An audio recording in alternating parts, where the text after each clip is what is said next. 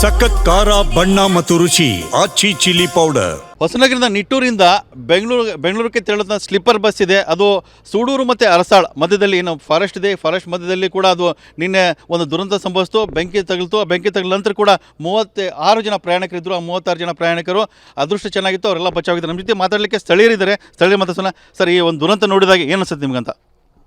Sir, ರಾತ್ರಿ ಸಮಯದಲ್ಲಿ ಸುಮಾರು 10:15 11 ಗಂಟೆ ರಾತ್ರಿನ ಈ ಬೆಂಕಿನ ನೇರವಾಗಿ ನಾವು ನೋಡಿದ್ದೀವಿ, ರಾತ್ರಿಯೇ ಬಂದ್ಕೊಂಡು. ಯಾಕೆಂತಂದರೆ ಇಲ್ಲಿ ಸಮೀಪದಲ್ಲಿ ಸ್ಥಳೀಯರ ಹಿಂಗೆ ಬಂತು, ಬಸ್ಸಿಗೆ ಬೆಂಕಿ ಹತ್ತಿದೆ ಅಂತೇಳಿ. ಆ ಕೂಡಲೇ ನಾವೆಲ್ಲ ಅರಸಾಳಿನ ಯುವಕರು, ನನ್ನ ಹೆಸರು ಅರಸಾಳ್ ನಾಗರಾಜ್ ಅಂತೇಳಿ, ಅರಸಾಳಿನ ಯುವಕರು ಒಂದು 50-60 ಜನ ಬಂದು ರಾತ್ರಿನ ನಾವು ಬರೋದ್ರಾಗ ಎಲ್ಲರೂ ಏನು ಹೊರಗೇನು ಬಂದಿರಲಿಲ್ಲ. ಸುಮಾರು ಒಂದು 8 ಜನ ಹೊರಗೆ ಬಂದಿದ್ರು.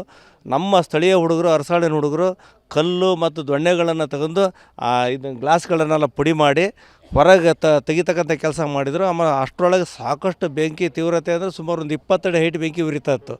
ಆಮೇಲೆ ಸ್ಥಳೀಯರು ಸಾಕಷ್ಟು ಎಲ್ಲರೂ ಹೊರಗೆ ಎಳೆದು ನೀರೆಲ್ಲ ಹಾಕಿ ಅವರಿಗೆಲ್ಲ ಬೆಂಕಿ ನಂದಿಸಿ ಕಡೆಗೆ ಡೈರೆಕ್ಟಾಗಿ ಆಂಬುಲೆನ್ಸಿಗೆ ಹಾಕಿ ಶಿವಮೊಗ್ಗ ಮೆಗಾನ್ ಆಸ್ಪತ್ರೆಗೆ ಕಳಿಸೋಂಥ ಕೆಲಸ ಸ್ಥಳೀಯರು ಮಾಡಿದ್ದಾರೆ ಸರ್. ಅಂದರೆ ಇಲ್ಲಿ ಸ್ಥಳೀಯರು ಕೂಡಲೇ ಬರ್ತಾರೆ. ಸ್ಥಳೀಯರು ಬಂದಿದ್ದಕ್ಕೆ ಒಂದು ದೊಡ್ಡ ದುರಂತ ತಪ್ಪಿದ್ದು ಹೇಳ್ಬೋದು. ಯಾಕಂದ್ರೆ ಒಳಗಡೆ ಸಿಕ್ಕಾಕೊಂಡಿದ್ರು, 36 ಜನಕ್ಕೆ ಹೆಚ್ಚು ಪ್ರಯಾಣಿಕರು ಒಳಗಿದ್ರು.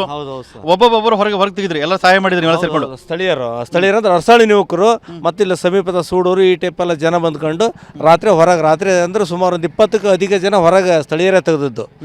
ಅಷ್ಟರೊಳಗೆ ಎಲ್ಲರೂ ಏನು ಹೊರಗೆ ಬರೋಕ್ಕಾಗಿರಲ್ಲ. ಅಂದರೆ ಕಂಡಕ್ಟರ್ ಡ್ರೈವರು ಕೂಡ ಸಾಕಷ್ಟು ಸುಮಾರು ಪ್ರಯತ್ನ ಮಾಡಿದ್ರು ನಾವು ಬರೋದ್ರೊಳಗೆ. ಅದ್ರ ಮೇಲೆ ಸ್ಥಳೀಯರು ಕೂಡ ಸಹಕಾರ ಇದ್ವಿ ಅವರಿಗೆ. ಅಂದರೆ ಇವರು ನೇರವಾಗಿ ಏನು ಬೆಂಗಳೂರು ಹೊರಟಿದ್ದು ಬಸ್ ಇದು ಮರಕ್ಕೆ ಡಿಕ್ಕಿ ಹೊಡೆದ ಬ್ಲಾಸ್ಟ್ ಆಗುತ್ತೆ. ಹೌದು ಸರ್. ಅಂದರೆ ನನ್ನ ಅನಿಸಿಕೆ ಫಸ್ಟೇ ಅದು ಇಂಜಿನಿಗೆಲ್ಲ ಬೆಂಕಿ ತಾಗಿರ್ಬೇಕು ಅಂತ ಮಾಡಿದ್ದೀನಿ. ಇಂಜಿನಿಗೆ ಬೆಂಕಿ ತಾಗಿ ಅವ್ನು ಸೈಡಿಗೆ ಹೋಗಿರೋದು ನಮ್ಮ ಅನಿಸಿಕೆ. ನಾವು ರಾತ್ರಿ ನೋಡಿದ ಪ್ರಕಾರ ಅವರ ಡ್ರೈವರ್ ಹೇಳಿದ್ದು, ಇಲ್ಲಪ್ಪ ಹಿಂಗೆ ಇಂಜಿನಿಗೆ ಬೆಂಕಿ ತಾಗ್ತು, ನಾವು ಸೈಡಿಗೆ ತೊಗೊಂಡ್ವಿ ಅಂತ ಹೇಳ್ದಾರು ಡ್ರೈವರ್ ಮಾತಾಡಿಸಿದಾಗ. ಡ್ರೈವರಿಗೆ ಸುಮಾರು ಸಣ್ಣ ಪುಟ್ಟ ಏನಲ್ಲ, ಸುಮಾರು ದೊಡ್ಡ ಗಾಯಗಳು ಆಗಿದ್ದಾವೆ. ಆಮೇಲೆ ಭಾಳ ಸ್ಥಳೀಯರಿಗೂ ಕೂಡ ಭಾಳ ಕಿರುಚಾಟ. ರಾತ್ರಿ ಅಂದರೆ ಈ ಸುಮಾರು ಒಂದು ಅರ್ಧ ಕಿಲೋಮೀಟ್ರಿಗೆ ಕೇಳ್ತಾ ಇತ್ತು ಆ ಕಿರುಚಾಟ. ರಾತ್ರಿ ತಂಪತ್ತಲ್ಲ, ಎಲ್ಲ ಕಡೆ ಕಿರುಚಾಡೋರು, ಆ ಬೆಂಕಿ ಉರಿಯೋದು. ಅಷ್ಟೊತ್ತಿಗೆ ಅವರು ಆದಷ್ಟು ಬಚಾವಾದ್ಮೇಲೆ ಭಾಳ ಅಳ್ತಾ ಇದ್ರು. ಎಷ್ಟು ಮಟ್ಟಿಗೆ ಗಾಯ ಆಗಿದೆ ಅಂತ ಕತ್ಲಲ್ಲಿ ಗೊತ್ತಾಗಲಿಲ್ಲ. ಆಂಬುಲೆನ್ಸಿಗೆ ಹಾಕೊಂಡು ಹೋಗ್ಯಾರ ನೋಡ್ರಿ.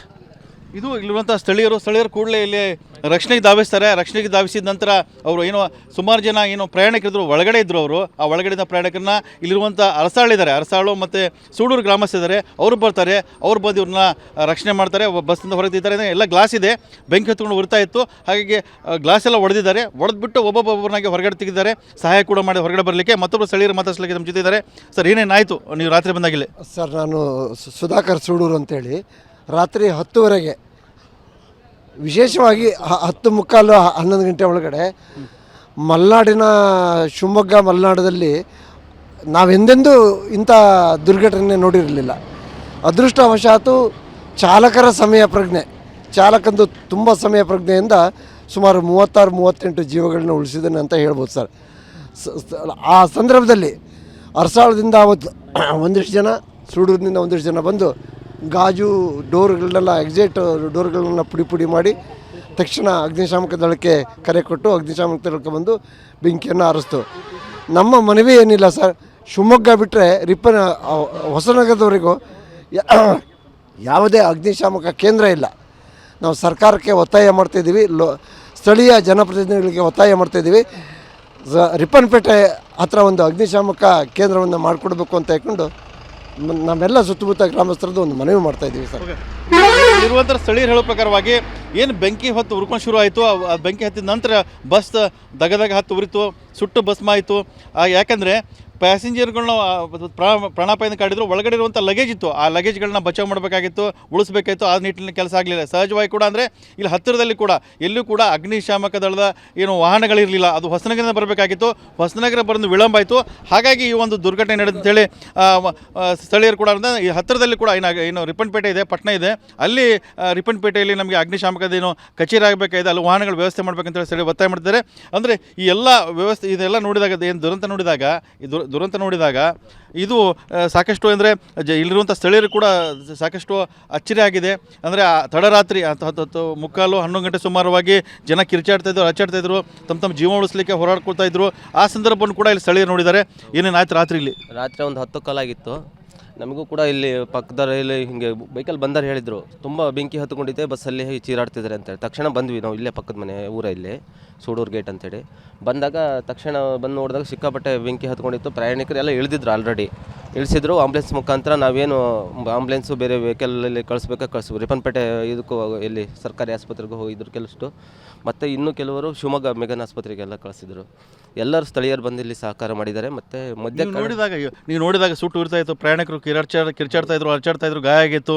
ಅದ್ರ ನಡುವೆ ಎಷ್ಟು ಆಂಬುಲೆನ್ಸ್ ಬಂತು, ಹೇಗೆ ರೆಸ್ಕ್ಯೂ ಆಯಿತು, ರಕ್ಷಣಾ ಕಾರ್ಯಾಚರಣೆ ಹೇಗೆ ನಡೀತು? ಆಂಬುಲೆನ್ಸ್ ಎಲ್ಲ ಕಡೆಯಿಂದ ಬಂತು, ಶಿವಮೊಗ್ಗದಿಂದನೂ ಬಂತು, ಕುಂಸಿಯಿಂದ ಬಂತು, ಎಲ್ಲ ಕಡೆಯಿಂದನೂ ಬಂದಿದ್ದಾರೆ. ಎಲ್ಲರೂ ಬಂದಿದ್ದಾರೆ. ತುಂಬ ರಾತ್ರಿ ಆಗಿದೆ, ಅಷ್ಟೊತ್ತಿಗೆ ಆಗಿದೆ ಘಟನೆ. ಮಧ್ಯೆ ಕಾಡು, ಇಲ್ಲಿ ಯಾವುದು ಊರಿಲ್ಲ, ಊರು ತುಂಬ ದೂರ ಆಗುತ್ತೆ, 1-2 ಕಿಲೋಮೀಟರ್ ಆ ಕಡೆ ಈ ಕಡೆ ಆಗಿದೆ. ಹಾಗಾಗಿ ಅದು ತಕ್ಷಣ ಯಾರಿಗೂ ಇದಾಗಿಲ್ಲ. ಆದರೂ ಕೂಡ ಇಲ್ಲಿ ಸ್ಥಳೀಯರು ಓಡಾಡೋರು ತಕ್ಷಣ ಮಾಹಿತಿ ತಗೊಂಡು ಎಲ್ಲರಿಗೂ ಇದು ಮಾಡಿದರು. ಎಲ್ಲರೂ ಖಂಡಿತ ಸಹಕಾರ ಮಾಡಿದ್ದಾರೆ. ಮತ್ತು ಇಲ್ಲೇನಪ್ಪ ಅಂದರೆ ಬಸ್ಸಿನ ತಾಂತ್ರಿಕ ದೋಷ ಇರ್ಬೋದು ಅಷ್ಟೇ, ಬೇರೆ ಏನು ಪ್ರಾಬ್ಲಮ್ ಇಲ್ಲ. ಡೈಲಿ ಗಾಡಿಗಳು ಸಿಕ್ಕಾಪಟ್ಟೆ ಓಡಾಡ್ತಾವೆ ಇಲ್ಲಿ. ಈ ಥರ ಘಟನೆಗಳು ಮಲೆನಾಡು ಭಾಗದಲ್ಲಿ ನಡೆದಿಲ್ಲ. ನಿಜವಾಗಿ ಕೇಳಬೇಕಂದ್ರೆ ಇದು ಇಂಥ ದುರಂತ ನಡೆದಿರೋದು ನಮ್ಮ ಭಾಗದಲ್ಲಿ ಇದು ದೊಡ್ಡ ವಿಷಯ. ಫಸ್ಟ್ ಇದು ಯಾವ ಕಾರಣಕ್ಕೂ ಈ ಥರ ಘಟನೆಗಳೇ ನಡೆದಿಲ್ಲ ಇಲ್ಲಿ. ನಡೆದ್ರೂ ಕೂಡ ಸಹಕಾರ ಇಲ್ಲಿ ಜನಗಳು ಯಾವತ್ತೂ ಮಾಡಿರ್ತಾರೆ. ಇಲ್ಲಿರುವಂಥ ಸ್ಥಳೀಯರ ಹೇಳ್ಬೇಕು, ನಾವು ಕೂಡಲೇ ಸ್ಥಳಕ್ಕೆ ದೌಡಾಯಿಸಿದ ನಂತರ ಇಲ್ಲಿ ನಾವು ಸಹಾಯ ಮಾಡಿದ್ವಿ. ಎಲ್ಲ ಕಡೆಯಿಂದ ಕೂಡ ಆಂಬ್ಯುಲೆನ್ಸ್ ಬಂತು. ಆಂಬ್ಯುಲೆನ್ಸ್ ಮೂಲಕವಾಗಿ ಅವ್ರನ್ನ ರಕ್ಷಣೆ ಮಾಡಿ ಅಂತ ಹೇಳ್ತಿದ್ದಾರೆ. ಮತ್ತೊಬ್ಬರು ಸ್ಥಳೀಯರ ಜೊತೆ ಮಾತಾಡಲಿಕ್ಕೆ ಈ ಒಂದು ನೋಡಿದ್ವಿ, ಚಿತ್ರದುರ್ಗದಲ್ಲಿ ನೋಡಿದ್ವಿ, ಇಂಥ ಒಂದು ದೊಡ್ಡ ದುರಂತ ಆಗಿತ್ತು. ಅಲ್ಲಿ ಇದೇ ರೀತಿಯಾಗಿ ಅಲ್ಲಿ ಕೂಡ ಬಸ್ಸಿಗೆ ಬೆಂಕಿ ಇತ್ತು. ಅದು ಕೂಡ ಸ್ಲೀಪರ್ ಬಸ್ ಆಗಿತ್ತು. ಇದು ಕೂಡ ಸ್ಲೀಪರ್ ಬಸ್ಸೇ. ಅಂದರೆ ಸ್ಲೀಪರ್ ಬಸ್ಗಳ ಸುರಕ್ಷಿತ ಅಲ್ಲ ಅಂತ. ಸ್ಲೀಪರ್ ಬಸ್ಸುಗಳು ಸುರಕ್ಷಿತ ಅಂತ ಜನ ಹೋಗಬೇಕು, ಒಳ್ಳೆಯದಾಗುತ್ತೆ, ಪ್ರಯಾಣಕ್ಕೆ ಒಳ್ಳೇದು ಅಂತ ಮಾಡ್ತಾರೆ. ಆ ಥರ ಈ ಥರ ದುರಂತ ಆಗಿದ್ರೆ ನೋಡಿದರೆ ಸ್ಲೀಪರ್ ಬಸ್ಸು ಸುರಕ್ಷಿತ ಅಲ್ಲ ಅಂತಲೇ ಹೇಳಬೇಕಾಗುತ್ತೆ. ಆದರೆ ಇಲ್ಲಿ ನಮಗೆ ನೋಡಿ, ಒಂದು ಕಾರಣಕ್ಕೆ ನಮಗಿಲ್ಲಿ ಯಾವುದೇ ಒಂದು ಊರು ಹತ್ತಿರ ಇಲ್ಲದಕ್ಕೆ ಇಷ್ಟೊಂದು ದುರಂತ ಜಾಸ್ತಿ ನಡೆದಿದೆ. ಇಷ್ಟೊಂದು ದುರಂತ ಊರಿನ ಹತ್ತಿರ ಆಗಿದ್ದರೆ ಎಲ್ಲರೂ ಮನೆಯಿಂದ ನೀರಿಗಿರು ಅದು ಇದು ತಂದು ಹಾಕಿ ಏನಾರು ಮಾಡೋದು. ಅಗ್ನಿಶಾಮಕ ದಳದವರು ಇಲ್ಲಿಲ್ಲ.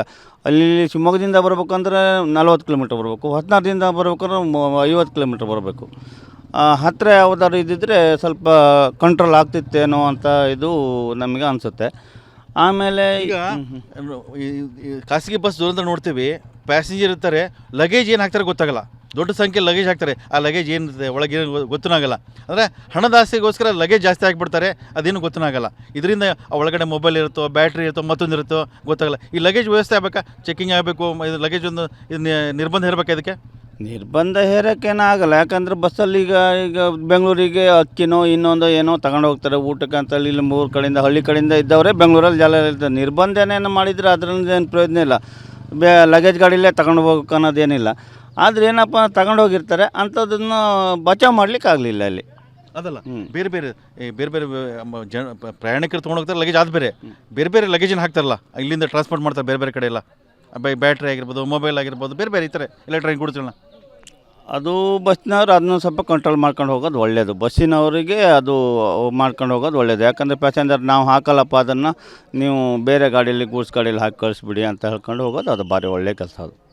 ಇಲ್ಲಿರುವಂಥ ಸ್ಥಳೀಯರು ನಾವು ಕೂಡಲೇ ಘಟನಾ ಸ್ಥಳಕ್ಕೆ ಬಂದ ನಂತರ ನಾವೆಲ್ಲ ರಕ್ಷಣಾ ಕಾರ್ಯಾಚರಣೆ ಮಾಡಿದ್ವಿ. ಅದರ ನಂತರ ಇಲ್ಲಿರುವಂಥ 36 ಏನು ಪ್ರಯಾಣಿಕರಿದ್ದಾರೆ ಅವ್ರನ್ನ ಕೂಡಲೇ ಆಸ್ಪತ್ರೆ ರವಾನೆ ಮಾಡಿದ್ವಿ. ಆಂಬ್ಯುಲೆನ್ಸ್ ಎಲ್ಲ ಬಂತು. ಹಾಗಾಗಿ ಏನು ಖಾಸಗಿ ಬಸ್ ಇಲ್ಲಿದೆ, ಅದು ಸ್ಲೀಪರ್ ಬಸ್ ಇದೆ, ಇದರಲ್ಲೇ ಸಂಚಾರ ಮಾಡೋದು ಸಾಕಷ್ಟು ಒಂದು ಅಪಾಯ ಅನ್ನೋದು ಕಂಡು ಬರ್ತಾ ಇದೆ. ಹಾಗಾಗಿ ಪ್ರಯಾಣಿಕರ ಜೊತೆ ಖಾಸಗಿ ಬಸ್ ಮಾಲೀಕರಿದ್ದಾರೆ, ಅವರು ಚೆಲ್ಲಾಟ ಅಂತೇಳಿ ಸ್ಥಳೀಯರು ಕೂಡ ತಮ್ಮ ಬೇಸರವನ್ನು ಕೂಡ ಹೊರಹಾಕ್ತಿದ್ದಾರೆ. ಕ್ಯಾಮ್ರಾಮನ್ ಶಶಿಕುಮಾರ್ ಜೊತೆ ಬಸವರಾಜ್ ಗಣ್ವಿ, TV9 ಶಿವಮೊಗ್ಗ.